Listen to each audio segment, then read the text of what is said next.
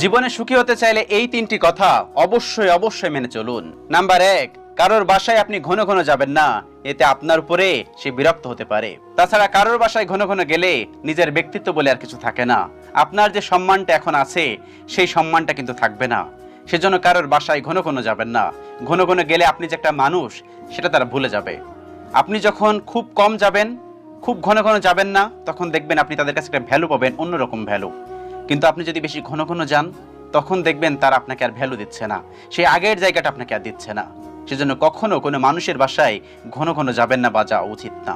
Number 2, কারোর পারিবারিক ঝামেলায় নাক গলাবেন না। আজ অথবা কাল তাদের ঝামেলা মিটেই যাবে, কিন্তু মাঝে পড়ে আপনি কিন্তু খারাপ হয়ে যাবেন।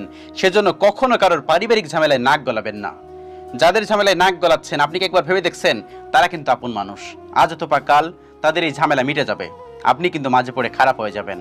আপনার নামে কিন্তু পরে কুচ্ছা লটানো শুনতে হবে।